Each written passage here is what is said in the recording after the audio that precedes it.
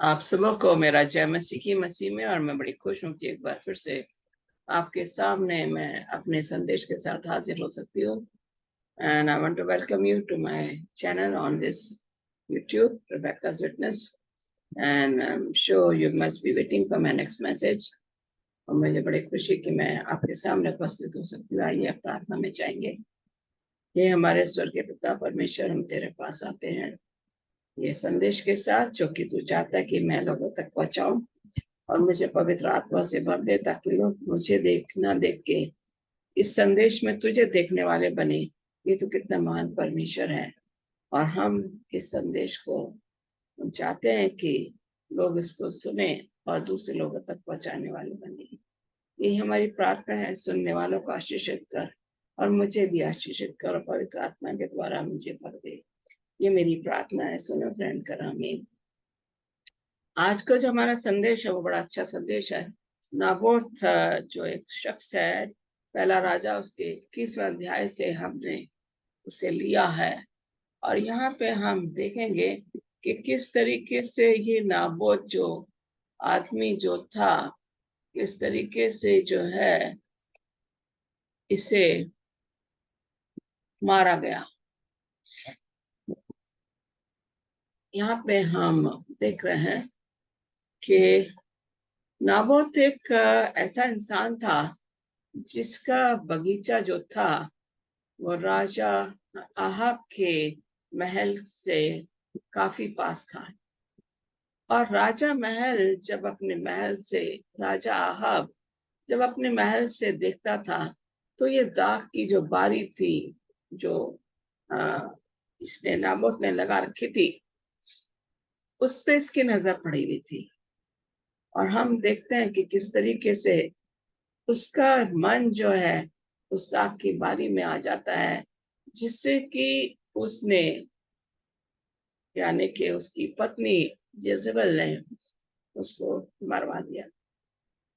हम देखते हैं सीधा साधा इंसान, उसके पास कुछ भी नहीं था सिवाय एक दाग की बारी की।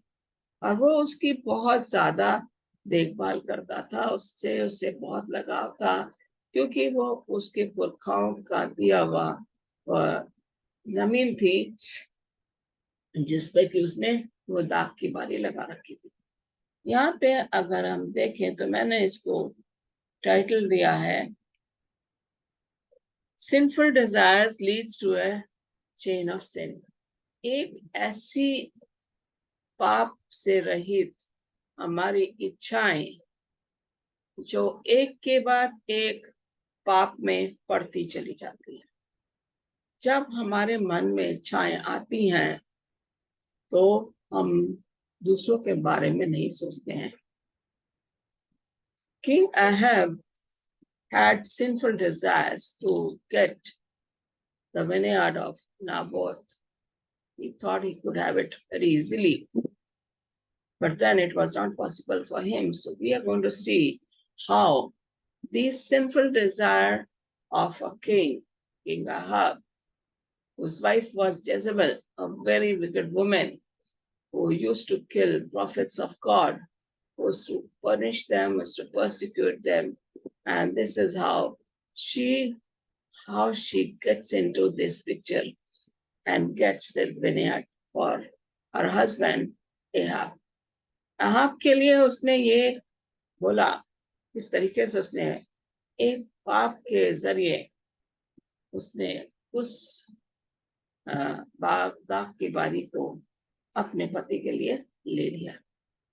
हम देखते हैं कि इसमें जो है पति और पत्नी दोनों की बातचीत थी।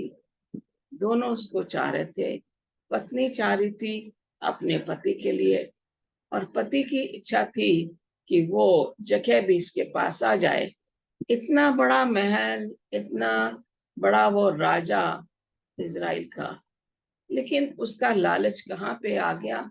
उसका लालच आ गया दाग की बारी में। He was coveting the vineyard of Naboth। छोटी सी चीज है। एक इंसान बड़ा खुश है, नाबोत बड़ा खुश था वो दाग की बारी में सुबह से लेकर शाम तक उसकी रखवाली करता था, उसकी देखभाल करता था। उसी से उसकी रोजी रोटी चल रही थी, क्योंकि उसके पुरखाओं की दी हुई वो जमीन थी, और इस जमीन का वो भरपूर फायदा उठा रहा था और वो खुश भी था। लेकिन उसे नहीं मालूम था कि उसको, राजा को, इस बगीचे को ना देने का जो क्वेश्चन है, जो उसको मना किया है, उसका प्रतिफल क्या होगा। मैं सोचती हूँ अगर उसे पता होता कि इसका प्रतिफल क्या होगा, तो मैं सोचती हूँ कि वो उसको मना नहीं करता, वो बड़े आराम से वो दाग की बारी आपको दे देता, क्योंकि ये उसके पुरखाओं की जमीन थी। और पुरखाओं की जमीन पे जो है, हमारे पुराने नियम में भी बताया गया है, इसमें लय व्यवस्था और दीर्घवन में, जो मूसा की पुस्तकें हैं उनमें बताया गया है कि जो जमीन हमारे पुरखाओं से हमें मिलती है, वो एक हमारी जागीर बन जाती है, और हम ऐसे उसे बेचना नहीं चाहिए, उसे अपने पास ही रखना चाहिए और उसकी देखभाल करनी चाहिए।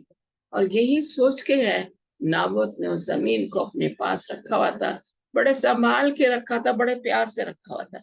लेकिन राजा की नजर जब उसके पर पड़ जाती है, तो यहाँ पे जो है नाबोत के जीवन में एक बड़ा संकट आ जाता है।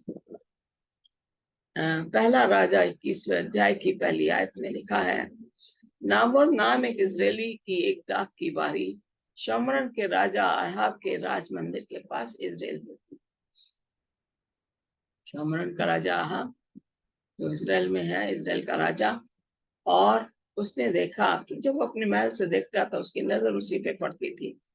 अब वो देखता था कि बड़ी अच्छी देखने में लगती थी, इसलिए जो है वो रोज उसको देखता था। शायद मुझे लगता है किसी चीज को पाने के लिए हमें थोड़ा समय लगता है, हम सोचते हैं, तरीके ढूंढते हैं कि किस तरीके से हमें जो चीज चाहिए हमें मिल जानी चाहिए। शायद उसने भी ऐसे ही सोचा होगा, he must have thought, let me get the time how best I can plan out and get this vineyard। और मैं सोचती इसमें टाइम लगा होगा। लेकिन दूसरी आयत में हम देखते हैं कि वो अपने आप को सब्र नहीं कर पाया। He had no patience, so he goes to Naboth. He says, इन बातों के बाद भी आहाब ने नाबोत से कहा, तेरी दाख की बारी मेरे घर के पास है, तू उसे मुझे दे दे कि मैं उसमें साग पात की बारी लगाऊं, और मैं उसके बदले तुझे उससे अच्छी एक वाटिका दूंगा, नहीं तो तेरी इच्छा हो तो मैं तुझे उसका मूल्य दे दूंगा। First of all he saying, your vineyard is next to my home, मुझे उसको दे दे, गिव मी योर विनयार्ड। ना vineyard is such a huge thing, काफी बड़ी जमीन में ये दाख की बारी लगी हुई है। आहाब काय के लिए उसे ले रहा है? Ahab wanted to plan out vegetable garden, okay, सब्जियां फल फूल लगाना मांग रहा था। उसको ये अच्छा नहीं लग रहा था कि ये जो दाग की बारी है उसके घर के पीछे रहे। शायद उसके मन में लालच था, शायद वो ना भी करना मांग रहा हो, सब्जियां लगाना नहीं मांग रहा हो, लेकिन फिर भी उसे उसकी जमीन का हिस्सा अपने अपने हिस्से में करना था। He wanted by all means the vineyard of Naboth. He's saying, I want to plant vegetables. He says, he's giving him two options. मैं तुझे एक और अच्छी वाटिका दे दूंगा, I will give you another garden somewhere else. Okay. If not, then what he wants to do, I will pay you for this vineyard.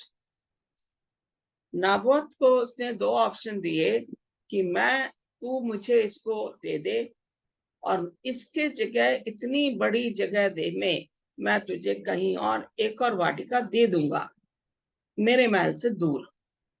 अगर तुझे ये अच्छा नहीं लग रहा है तो तू क्या कर, तू पैसे ले ले मेरे से और मुझे ये वाटिका दे दे।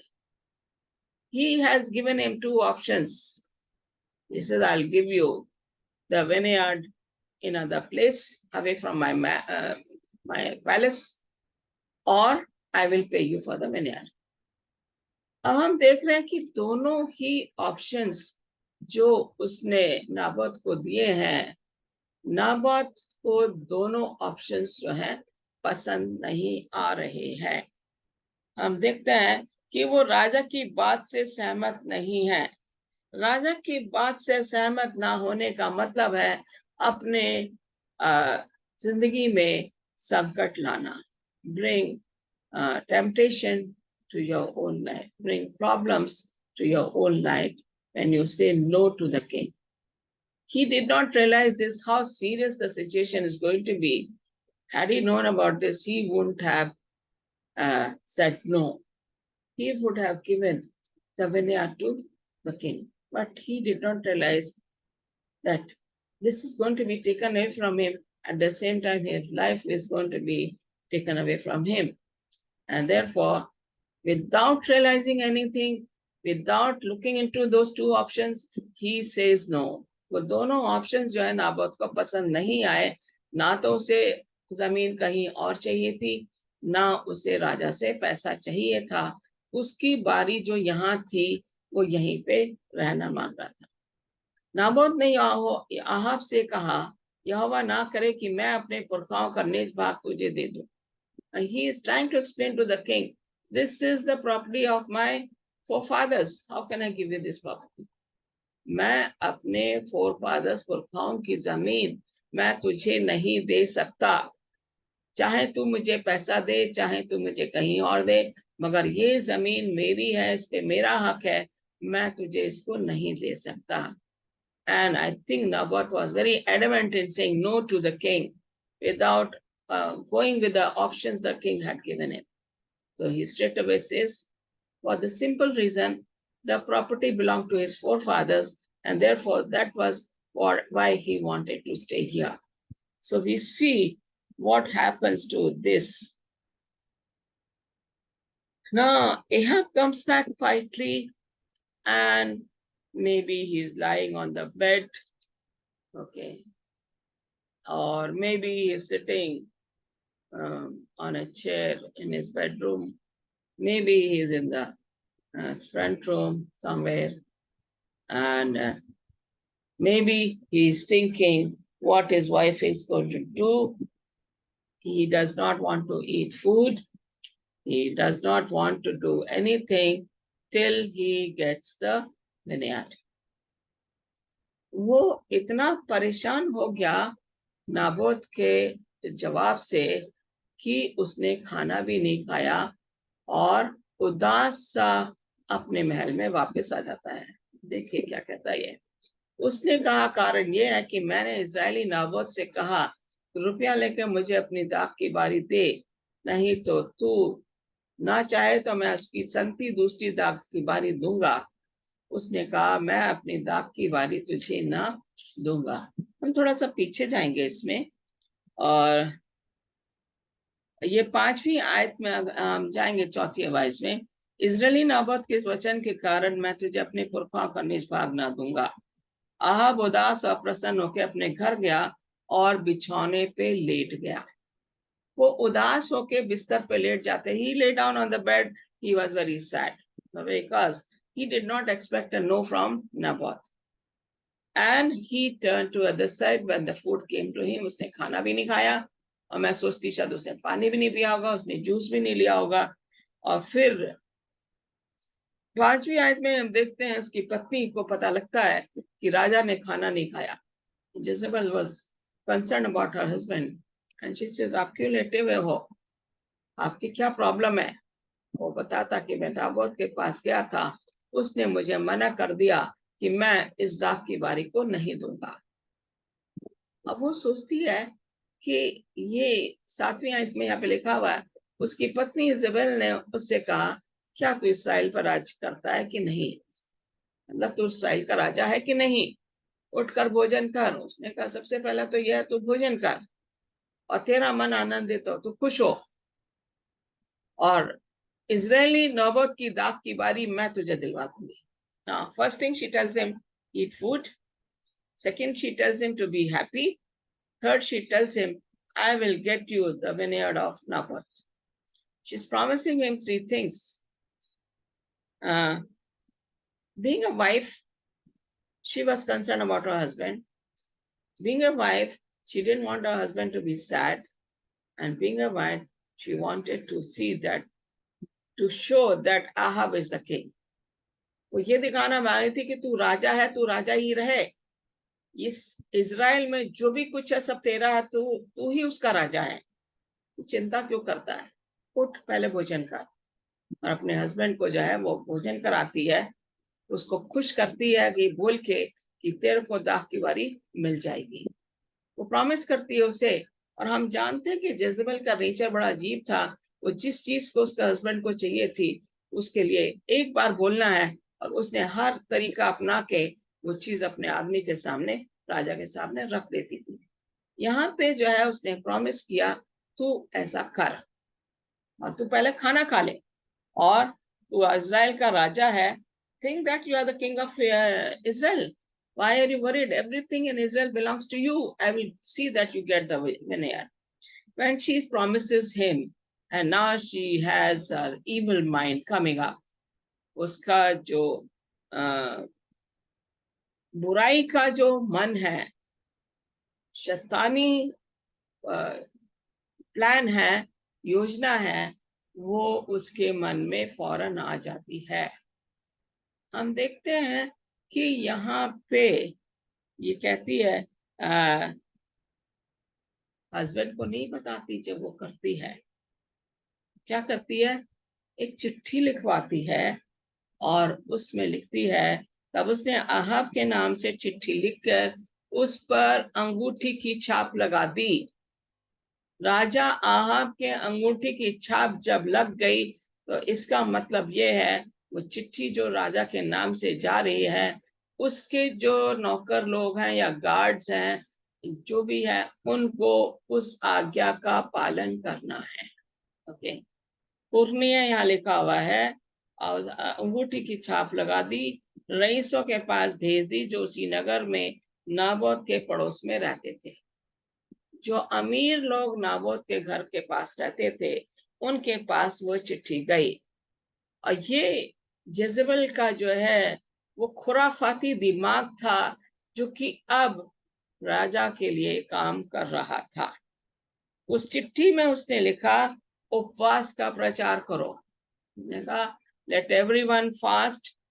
जो भी नाबोत के घर के पास रह रहे हैं, उन सबको जो है उपवास करना है.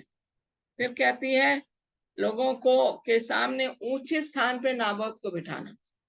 पहले तो बोला कि तुमको प्रचार करो कि उपवास करना है, फिर वहां पे और नाबोत को सबसे ऊपर जगह पे बिठाना, ऊंचे स्थान पे, उसको आदर देने के लिए.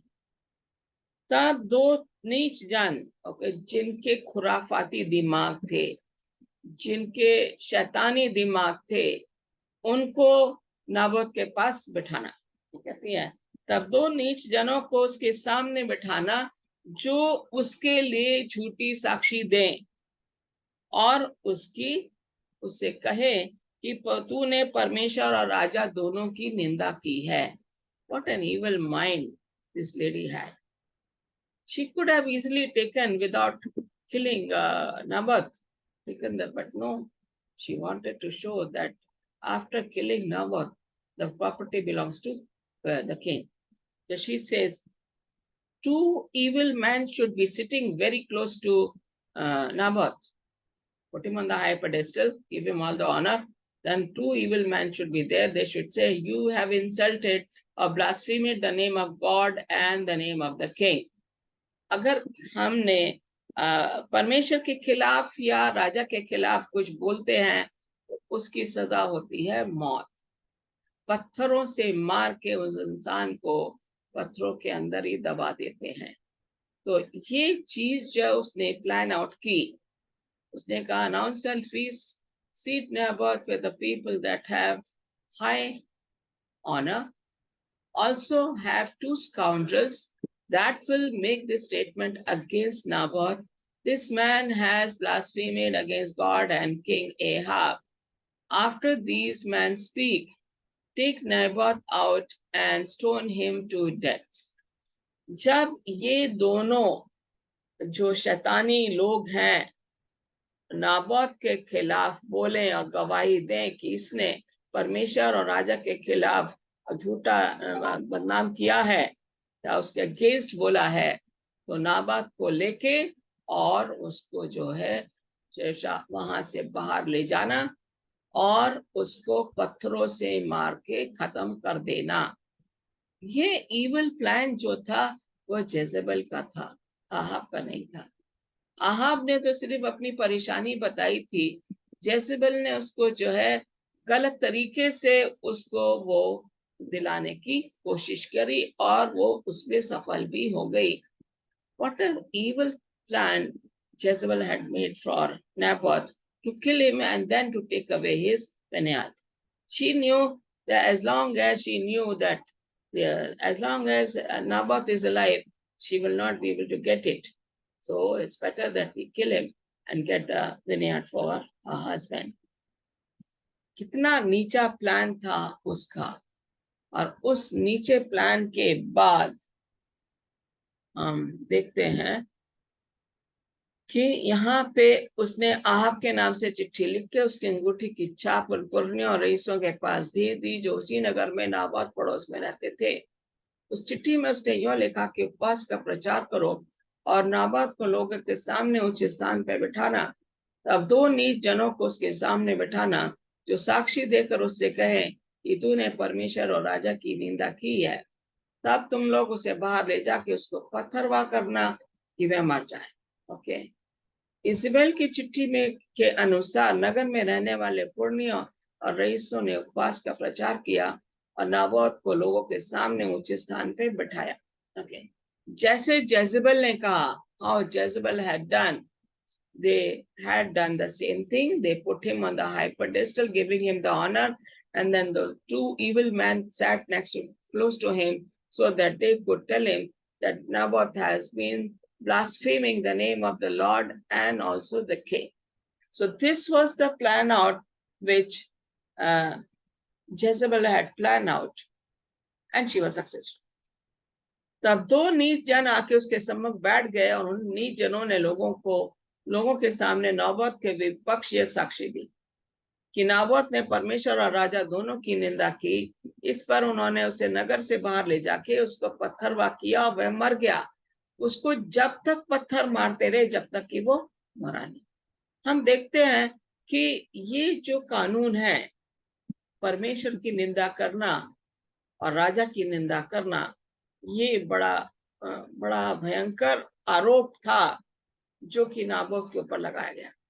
आज भी हम देखते हैं कि मुस्लिम कंट्रीज में जो है अगर आरोप लगता है परमेश्वर अल्लाह के खिलाफ या ईश्वर के खिलाफ, तो सजा उनकी क्या है, उसको दंड होता है, मृत्यु दंड मिला जाता है। यहाँ पे उसको पत्थरवाह करके मृत्यु दंड दिया गया। नाबोत ने कुछ भी नहीं कहा था। नाबोत ने सिर्फ इतना ही कहा था कि ये मेरे पुरखाओं की जमीन है, इसको मैं नहीं दूंगा। और ये आंसर जो उसने दिया तो उसने बहुत सही आंसर दिया था, लेकिन जेजबल ने गलत तरीका अपनाया उसके विनयार्ड को लेने के लिए, उसकी दाख की बारी को लेने के लिए उसने उसको मरवा दिया।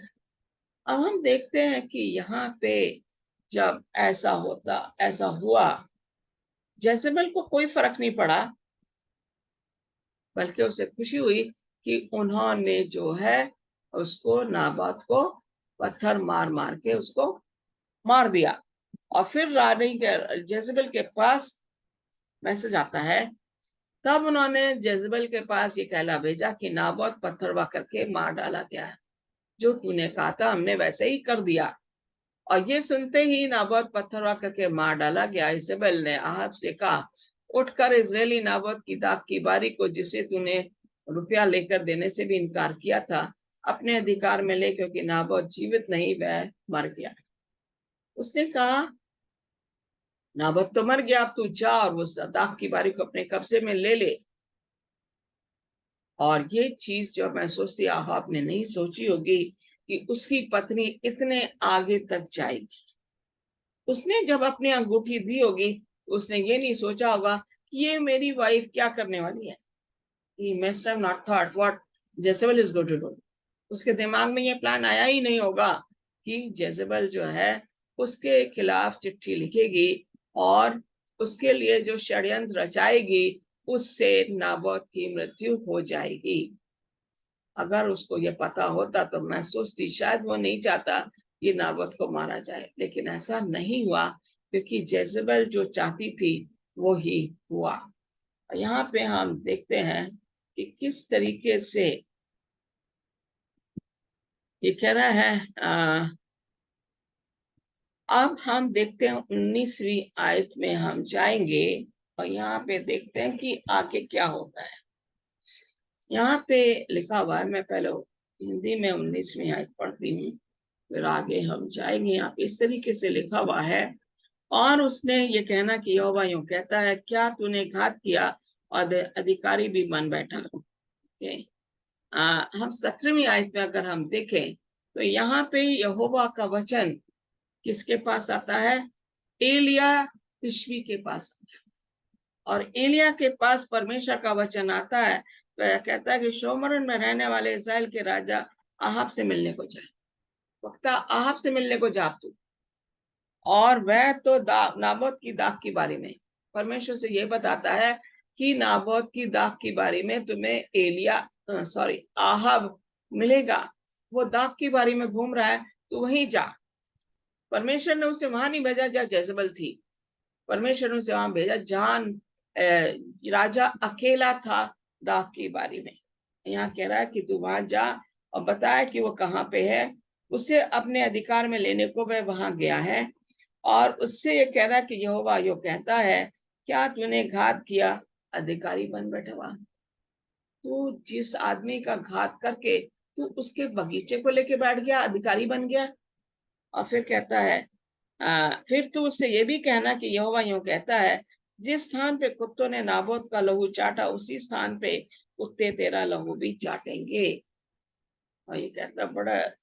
और एलिया को देख के आहाब ने कहा, हे मेरे शत्रु। यहाँ पे आहाब हमेशा एलिया को अपना दुश्मन मानता था। वो कहते, हे मेरे शत्रु, तू फिर आ गया यहाँ पे, क्या तूने मेरा पता लगाया? उसे ये नहीं पता था कि परमेश्वर एलिया के साथ है, और एलिया का जो वचन है परमेश्वर का वो एलिया को मिलता है, तभी वो आहाब के पास आता है। उसने कहा, हाँ लगाया तो है, और इसका कारण यह है कि जो यहोवा की दृष्टि में बुरा है उसे करने के लिए तूने अपने को बेच डाला। तूने अपने को बेच डाला एक आदमी को मार के। मैं तुझ पर ऐसी विपत्ति डालूंगा कि तुझे पूरी रीति से मिटा डालूंगा।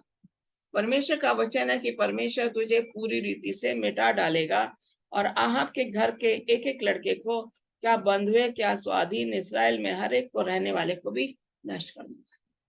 वो कह रहा है कि यहाँ पे परमेश्वर जो है आहाब को सजा देगा, उसके पूरे खानदान को, जितने भी पुरुष हैं सबको मिटा डालेगा। और मैं तेरा घराना नाबोत के पुत्र यरोबाम और अहिया के पुत्र बाशा का सा कर दूंगा, इसलिए कि तूने मुझे क्रोधित किया है और इसराइल से पाप करवाया है।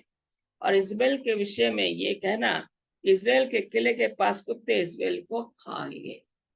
क्या है, परमेश्वर ने बड़ा हार्ड, बड़े पनिशमेंट जो थी, आहाब ने इसको नहीं सोचा होगा कि एलिया ऐसा समाचार उसके लिए लाएगा जो उसके पूरे परिवार को नष्ट कर देगा।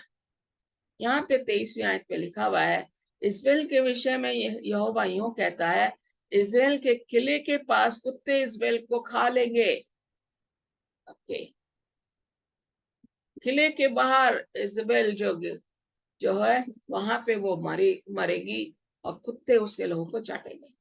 आहाब का जो कोई नगर में मर जाएगा, कुत्ते उसे खा लेंगे, और जो आहाब के खानदान से जो मरेगा उसको भी कुत्ते खा लेंगे, और जो कोई मैदान में मर जाएगा उसको आकाश के पक्षी खाएंगे। जो मैदान में कोई मरेगा उसके आकाश के पक्षी नोच नोच के खाएंगे। उसके मेल पुरुष जो जितने थे, पुरुष के जितने खानदान के लोग थे आहाब के, सबको परमेश्वर नष्ट कर देगा। सचमुच आहाब के तुल्य और कोई न था, जिसने अपनी पत्नी इजबेल के उस मकान पे वह काम करने को यहोवा की दृष्टि में बुरा है अपने को बेच डाला था। उसने उस्काया, लोगों को भेजा, नाबत को आरोप लगाया और नाबत को मरवा दिया। अब यहोवा ने उसको बोला कि तेरे खानदान के एक एक पुरुष मर जाएगा, उसको कुत्ते चाटेंगे या मैदान में है तो पक्षी नोच नोच के खाएंगे। वह तो इन अमोरियों की नाई, जिनको यहोवा ने इसराइलियों के सामने से देश से निकाला था, बहुत ही घिनौने काम करता था, अर्थात मूर्तों की उपासना करने लगा था। क्यों परमेश्वर आहाब पे क्रोधित हुआ? भाई, God was angry with Ahab because he was worshipping idols. He had gone away. He had left all his faith. He had gone away worshipping the idols, away from the living God and the God of Israelites. And therefore, God was very angry at this point where he says, okay, Ahab, you have done this. You have taken the vineyard of an innocent person. Your male persons in the family will all be killed in this manner, and dogs are going to lick their bodies and eat them up. What a great punishment God gave to Ahab. यहाँ पे हम देखते हैं कि एलिया जाता है, उसे मालूम है कि वो कहाँ पर है, और यहाँ पे जो है एहाब के पास जब वो ये बताता है,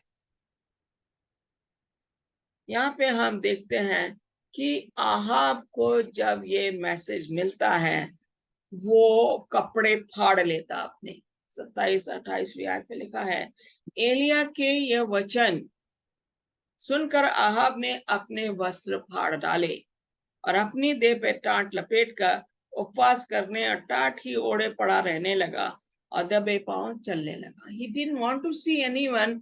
He fasted. He tore his clothes. He covered his face. He didn't want to see anyone, and he put sackcloth, and this is how he was repenting. And he felt miserable the punishment which God has given. He felt miserable. मेरा लहू जो है कुत्ते खाएंगे, चाटेंगे। उसने ये सजा expect नहीं की थी, इसलिए जो है उसने टाट ओढ़ा। ओके, उसने एलिया का वचन, पहले तो उसने एलिया को अपना शत्रु बोला और फिर उसने जो है अपने कपड़े फाड़े, वस्त्र फाड़ दिए, अपनी देह पर टाट लपेट लिया, उपवास करने लगा और टाट ओढ़े ही पड़ा रहने लगा और दबे पांव चलने लगा। मैं नहीं सोचती वो अपनी पत्नी के पास गया होगा, क्योंकि फिर पत्नी के पास कुछ और हो जाते, लेकिन परमेश्वर की इच्छा थी कि आहाब के पास ये संदेश मिले एलिया द्वारा, और एलिया ने ये संदेश आहाब को दिया। हम देखते हैं यहोवा के वचन तिशबी एलिया के पास पहुंचा कि क्या तूने देखा कि आहाब मेरे सामने नम्र बन गया है? इस कारण कि वह मेरे सामने नम्र बन गया है, मैं वो विपत्ति उसके जीते जी उस पर न डालूंगा, परंतु उसके पुत्रों के दिनों में उसके घरानों पे विपत्ति डालूंगा। Now God, is a God of compassion, sympathy, love, and so here he sees the repentance of Ahab.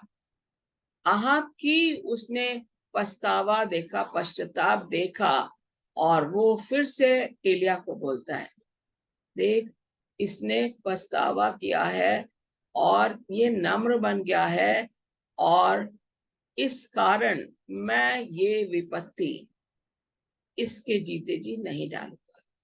लेकिन आहाब के मरने के बाद ये विपत्ति उसके घराने पे आ जाएगी। God was kind enough that as long as King Ahab lived, this problem will not be coming to him. But once King Ahab dies, all his male persons in the family will be killed in the same manner, and dogs will be licking. The promise of God remains as it is. Only thing, he did not do it as long as Ahab was alive. हम देखते हैं कि जब तक एहाब जिंदा था, उसने वो विपत्ति एहाब पे नहीं लाई, क्योंकि उसने पछतावा किया। बहुत जरूरी है कि हम चाहे कितने भी पाप करें, अगर हमारे मन में पश्चाताप नहीं है, तो परमेश्वर अपनी पनिशमेंट हमें देता है, वो सजा हमें देता है जो हमें भुगतनी है। लेकिन अगर हमारे में अंदर पश्चाताप है, हमने चाहे कितना भी बड़ा गुनाह क्यों ना करा हो, परमेश्वर हमें माफी देता, क्षमा देता है, और हमारे पापों को श्वेत के समान सफेद कर देता है। हमें ये सोचना है कि हम आज कौन सी गलती की है। अगर हम ना भी जाने कि हमने गलती, शायद मैं ना जानूं मैंने क्या गलती की है, तो फिर भी हमें अपने पापों का पश्चाताप करते रहना चाहिए और परमेश्वर से माफी मांगते रहना चाहिए। आहाब ने का टाट ओढ़ा, he repented. God heard his repentance. His heart had become soft, and so here God forgave him, and he said, as long as Ahab lives, nothing is going to happen to him. But once he dies, his family members have to bear the punishment which he has given to Ahab. Ahab की जो सजा है वो वैसी रहती है, लेकिन Ahab के मरने के बाद उसके खानदान के जितने भी पुरुष लोग हैं, सबके ऊपर की विपत्ति आएगी, क्योंकि परमेश्वर जो बोलता है वो करता है। और इस तरीके से उसने अहाब को यहाँ पे क्षमा की। परमेश्वर जो है क्षमा का परमेश्वर है, और वो हमें हमेशा क्षमा करता है। आइए हम परमेश्वर के सामने खड़े होके या घुटने टेक के अपने पापों की माफी मांगे, वो हमें क्षमा कर देगा। प्रार्थना करें। तेरे खुदा, एक बार फिर से तेरे पास आते हैं इस संदेश के लिए जो कि तूने हमसे बुलवाया। मैं प्रार्थना करती हूँ जो लोग इसको सुने वो आशीषित हो, जो बीमार हैं उनके लिए प्रार्थना करते हैं, उसको तू चंगा कर, उनको होने दे कि वो चंगे हो के तेरे नाम की गवाही दे, और उनकी गवाही से बहुत सी रूहें आसमानी बादशाह के लिए बचाए जा सके। हम प्रार्थना करते हैं हॉस्पिटल में जो पेशेंट्स हैं उनके लिए प्रार्थना करते हैं, डॉक्टर्स और नर्सेस के लिए प्रार्थना करते हैं जो कि उनकी सेवा में लगे हुए हैं, और हम चाहते हैं कि तू उनके ऊपर उनको आशीषित कर, उनके परिवारों को आशीषित कर, ताकि वो अपनी सेवा में लगे रहें और तेरे नाम के लिए तेरी महिमा स्तुति करने वाले बने। हमारी इस प्रार्थना को सुन और ग्रहण कर, तेरे प्यारे बेटे यीशु मसीह के नाम से मांगते हैं, आमीन। God bless you. I'll be again back. मैं फिर से आऊंगी जल्दी अपने